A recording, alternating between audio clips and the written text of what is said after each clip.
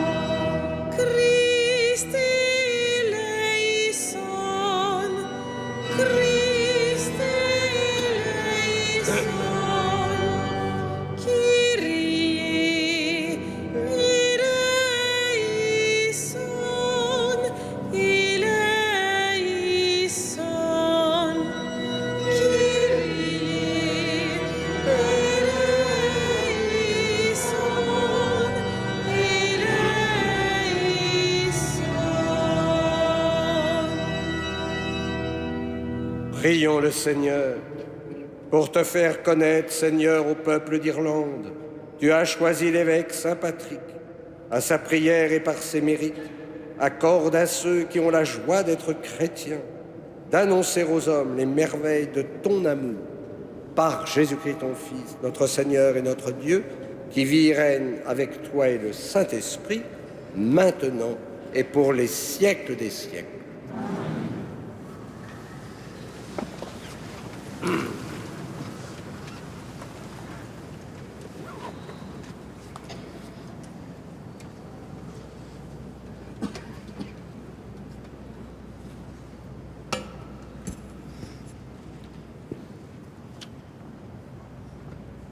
Lecture du livre de la Genèse.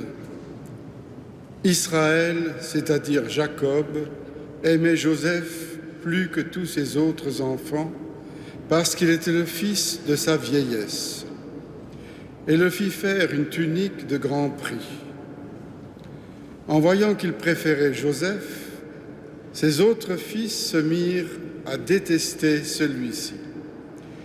Et il ne pouvait plus lui parler sans hostilité. Les frères de Joseph étaient allés à Sichem faire paître le troupeau de leur père. Israël dit à Joseph, « Tes frères ne gardent-ils pas le troupeau à Sichem? Va donc les trouver de ma part. » Joseph les trouvait à Dothan. Ceux-ci l'aperçurent de loin, et avant qu'il arrive près d'eux, ils complotèrent pour le faire mourir. Ils se dirent l'un à l'autre, « Voilà l'expert en songes qui arrive. C'est le moment, allons-y, tuons-le et jetons-le dans une de ces citernes. Nous dirons qu'une bête féroce l'a dévoré, et on verra ce que voulaient dire ces songes. Mais Rouben les entendit et voulut le sauver de leurs mains. Il leur dit, « Ne touchons pas à sa vie. » Et il ajouta, « Ne répandez pas son sang. Jetez-le dans cette citerne du désert, mais ne portez pas la main sur lui. » Ils voulaient le sauver de leurs mains et le ramener à son père. Dès que Joseph eut rejoint ses frères, ils le dépouillèrent de sa tunique, la tunique de grand prix qu'il portait. Ils se saisirent de lui et le jetèrent dans la citerne, qui était vide et sans eau. En levant les yeux, ils virent une caravane d'Ismaélites qui venait de Galaad. Leurs chameaux étaient chargés d'aromates, de baume et de myrrhe, qu'ils allaient livrer en Égypte. Alors Juda dit à ses frères, « Quel profit aurions-nous à tuer notre frère et à dissimuler sa mort? Vendons-le plutôt aux Ismaélites et ne portons pas la main sur lui, car il est notre frère, notre propre chair. » Ses frères l'écoutèrent, des marchands madianites qui passaient par là retirèrent Joseph de la citerne. Ils le vendirent pour 20 pièces d'argent aux Ismaélites, et ceux-ci l'emmenèrent en Égypte. Parole du Seigneur.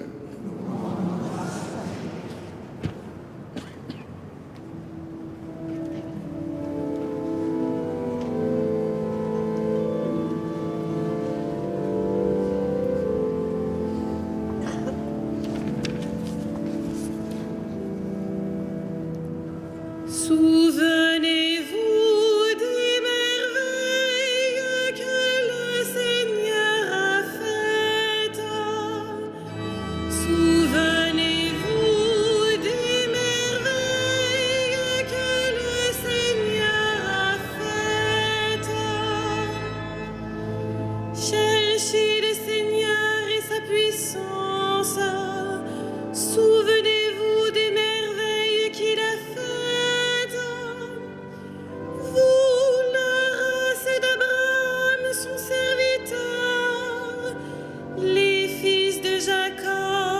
Qu'il a choisi. Souvenez-vous des merveilles que le Seigneur a faites. Il appela sur le pays la famine, le privant de toute ressource. Mais devant eux, il envoya un homme, Joseph, qui fut vendu comme un esclave. Souvenez-vous des merveilles que le Seigneur a faites. On lui met au pied des entraves, on lui passe les fers au cou. Il souffrait pour la parole du Seigneur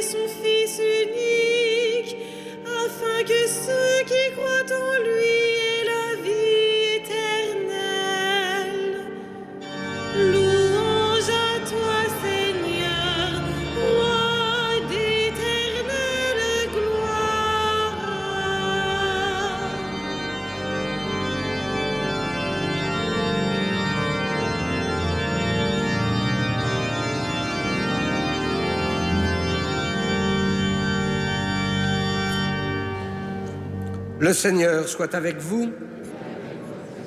Évangile de Jésus-Christ selon saint Matthieu.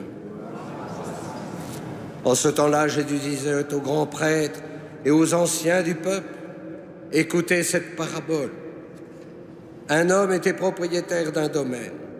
Il planta une vigne, l'entoura d'une clôture, il creusa un pressoir et bâtit une tour de garde. Puis il loua cette vigne à des vignerons et partit en voyage. Quand arriva le temps des fruits, il envoya ses serviteurs auprès des vignerons pour se faire remettre le produit de sa vigne. Mais les vignerons se saisirent des serviteurs, frappèrent l'un, tuèrent l'autre, lapidèrent le troisième. De nouveau, le propriétaire envoya d'autres serviteurs, plus nombreux que les premiers, mais on les traita de la même façon. Finalement, il leur envoya son fils, en se disant « Ils respecteront mon fils ». Mais voyant le fils, les vignerons se dirent entre eux « Voici l'héritier, venez, tuons-le, nous aurons son héritage ». Ils se saisirent de lui, le jetèrent hors de la vigne et le tuèrent. Eh bien, quand le maître de la vigne viendra, que fera-t-il à ces vignerons? On lui répond, ces misérables, il les fera périr misérablement. Il louera la vigne à d'autres vignerons qui lui en remettront le produit en temps voulu. Jésus leur dit, n'avez-vous jamais lu dans les Écritures? La pierre qu'ont rejetée les bâtisseurs est devenue la pierre d'angle. C'est là l'œuvre du Seigneur, la merveille devant nos yeux.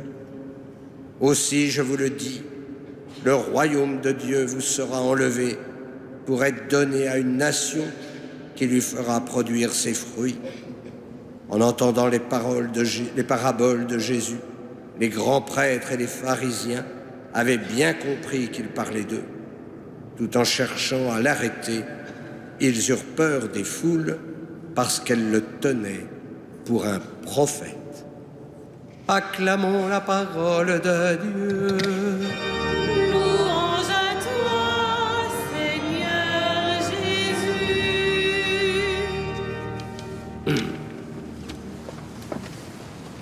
La jalousie est un véritable poison dans la vie d'une famille, tout comme dans une communauté religieuse. Cette jalousie, non seulement peut détruire la famille, mais elle détruit aussi celui qui est jaloux. Alors, demandons déjà au Seigneur ce soir la grâce de transformer notre regard sur notre prochain, en ne regardant pas ce qu'il a, mais plutôt ce dont il a besoin. Souvent, le petit dernier est jalousé. Une éducation parfois un peu moins sévère. Allez, on lui laisse quasi tout faire. Ce qui n'est pas toujours le cas. En tout cas pour Joseph, dans la première lecture, lui, il était attentif à son vieux père. Et c'est alors qu'il est humilié par ses frères qui n'ont pas vu que ce jeune a été choisi par Dieu. Heureusement, Rouben est là pour éviter le meurtre. Et nous connaissons la suite. Joseph sera glorifié, élevé par Dieu dans la gloire. Au fond, il annonce à sa façon le Christ, qui est rejeté par les hommes, mais qui est glorifié par son Père. Quant à l'Évangile, Jésus annonce de manière voilée sa passion. La vigne, c'est le royaume de Dieu. C'est ce que Dieu a de plus cher.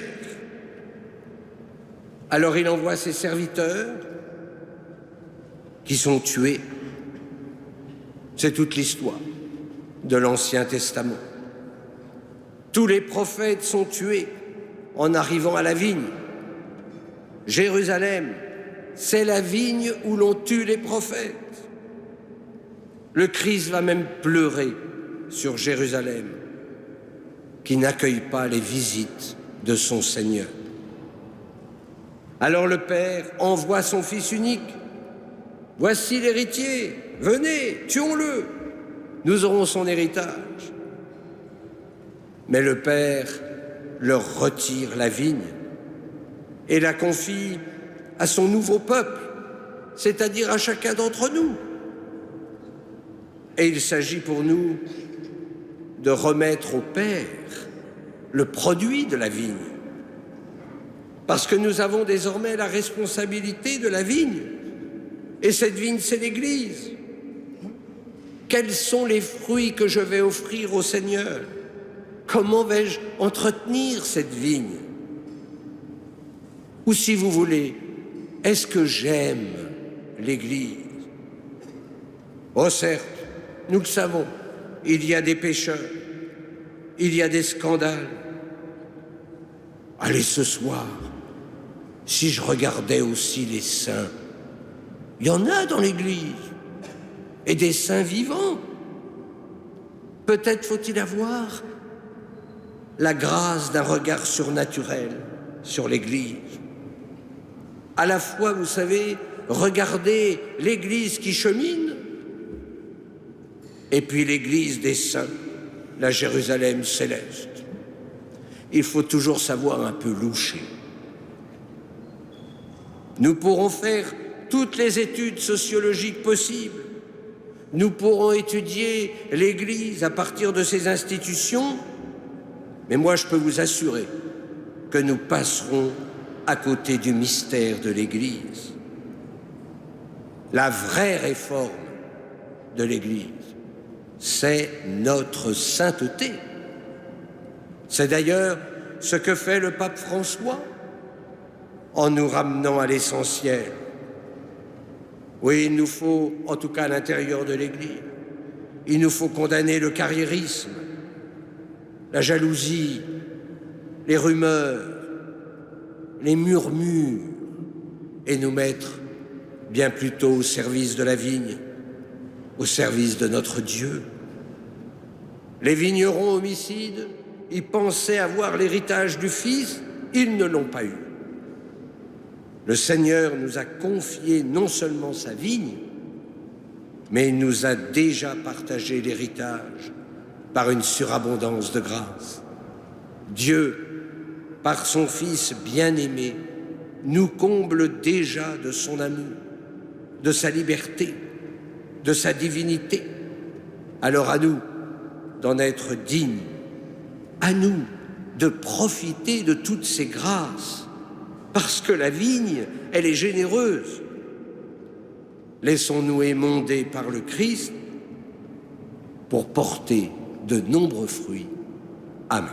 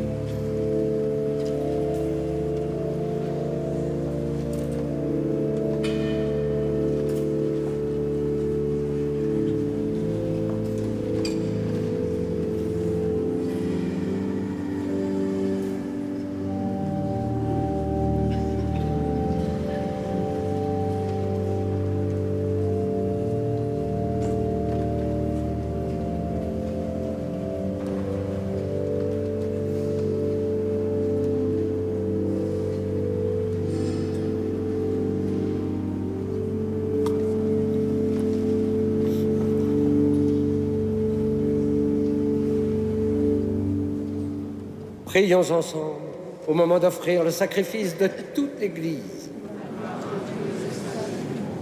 Que ton amour, Seigneur, devance tes serviteurs pour leur permettre de bien célébrer ces mystères et qu'il les aide à rester partout à ton service, par Jésus, le Christ, notre Seigneur. Le Seigneur soit avec vous. Élevons notre cœur. Rendons grâce au Seigneur notre Dieu. Vraiment, il est juste et bon de te rendre gloire, de t'offrir notre action de grâce toujours et en tout lieu. À toi, Père très saint, Dieu éternel et tout-puissant.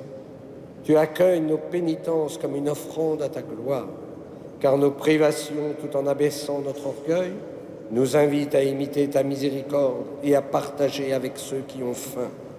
C'est pourquoi avec les anges et les archanges, avec les puissances d'en haut et tous les esprits bienheureux, nous chantons l'hymne de ta gloire et sans fin nous proclamons.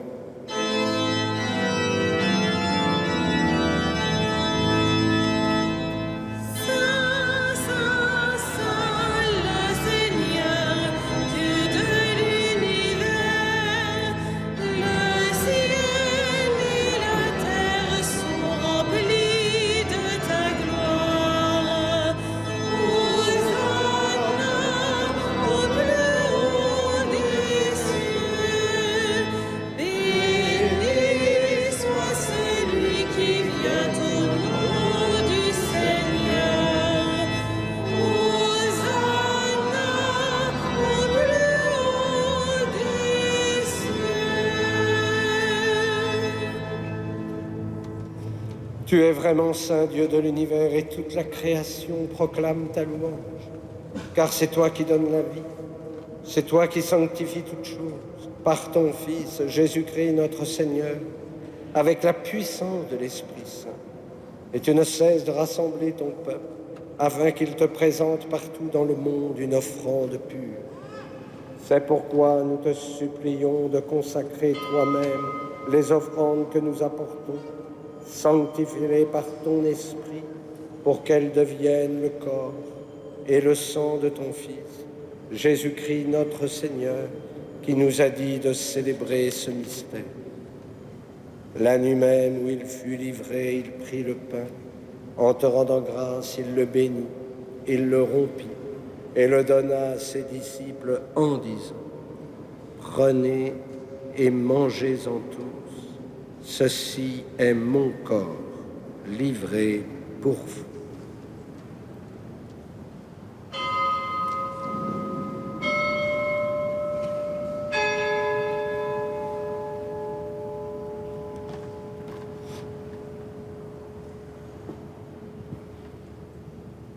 De même, à la fin du repas, il prit la coupe. En te rendant grâce, il la bénit et la donna à ses disciples en disant : « Prenez et buvez-en tous, car ceci est la coupe de mon sang, le sang de l'alliance nouvelle et éternelle, qui sera versé pour vous et pour la multitude en rémission des péchés. Vous ferez cela en mémoire de moi. »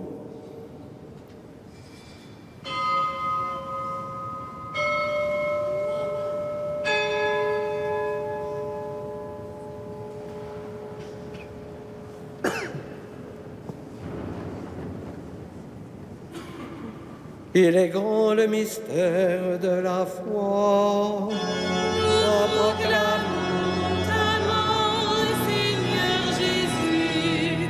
Nous célébrons ta résurrection. Nous attendons ta venue dans la gloire. En faisant mémoire de ton Fils, de sa passion qui nous sauve, de sa glorieuse résurrection et de son ascension dans le ciel, alors que nous attendons son dernier avènement, nous présentons cette offrande vivante et sainte pour te rendre grâce. Regarde, Seigneur, le sacrifice de ton Église et daigne reconnaître celui de ton Fils qui nous a rétablis dans ton alliance. Quand nous serons nourris de son corps et de son sang et remplis de l'Esprit Saint, Accorde-nous d'être un seul corps et un seul esprit dans le Christ. Que l'Esprit Saint fasse de nous une éternelle offrande à ta gloire, pour que nous obtenions un jour les biens du monde à venir, auprès de la Vierge Marie, la bienheureuse Mère de Dieu, de Saint Joseph, son époux, avec les apôtres et les martyrs, Saint Patrick et tous les saints, qui ne cessent d'intercéder pour nous. Et maintenant nous te supplions, Seigneur, par le sacrifice qui nous réconcilie avec toi, étends au monde entier le salut et la paix. Affermis la foi et la charité de ton Église au long de son chemin sur la terre. Veille sur ton serviteur, le pape François, notre archevêque André et ses auxiliaires, l'ensemble des évêques, les prêtres, les diacres et tout le peuple des rachetés. Écoute les prières de ta famille assemblée devant toi et ramène à toi, Père très aimant, tous tes enfants dispersés. Pour nos frères défunts, pour Raymond, pour les hommes qui ont quitté ce monde et dont tu connais la droiture, nous te prions. Reçois-les dans ton royaume, où nous espérons être comblés de ta gloire, tous ensemble et pour l'éternité, par le Christ notre Seigneur, par qui tu donnes au monde toute grâce et tout bien. Par lui, avec lui et en lui, à toi, Dieu le Père Tout-Puissant, dans l'unité du Saint-Esprit, tout honneur et toute gloire, pour les siècles des siècles.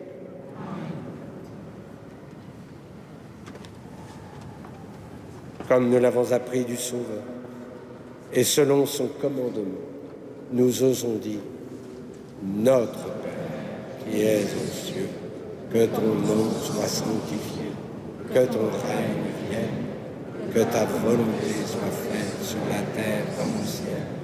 Donne-nous aujourd'hui notre pain de ce jour. Pardonne-nous nos offenses, comme nous pardonnons aussi à ceux qui nous ont offensés.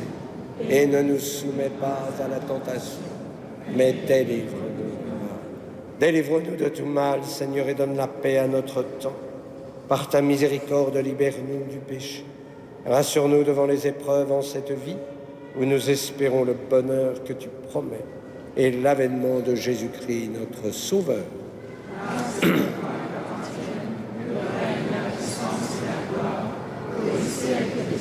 Seigneur Jésus-Christ, tu as dit à tes apôtres, je vous laisse la paix, je vous donne ma paix. Ne regarde pas nos péchés, mais la foi de ton Église. Pour que ta volonté s'accomplisse, donne-lui toujours cette paix et conduis-la vers l'unité parfaite, toi qui règnes pour les siècles des siècles. Que la paix du Seigneur soit toujours avec vous. Et dans la charité du Christ, donnez-vous la paix.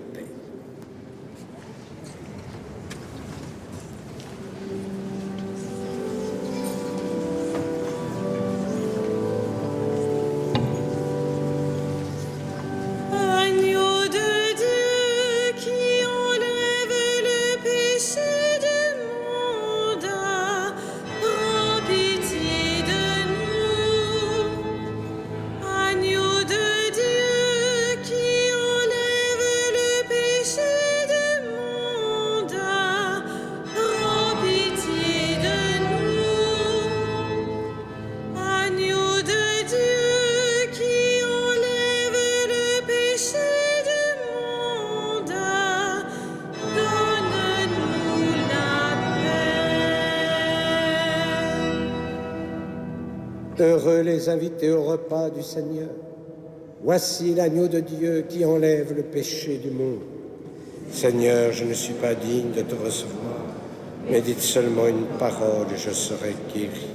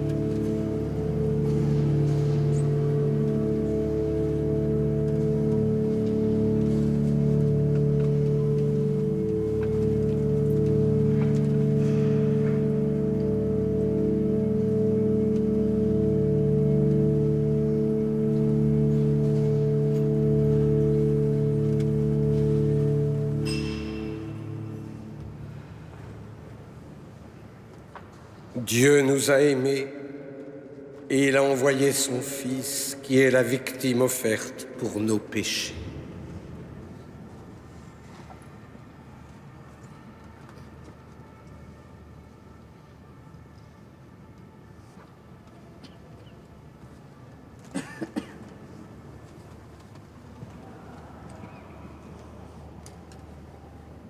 Prions le Seigneur. C'est déjà le salut éternel, Seigneur, que nous commençons de recevoir. Accorde-nous de tendre vers lui, de manière à le posséder, par Jésus, le Christ, notre Seigneur. Le Seigneur soit avec vous, et que Dieu Tout-Puissant vous bénisse, le Père, le Fils et le Saint-Esprit. Allez dans la paix du Christ. Nous rendons grâce à Dieu.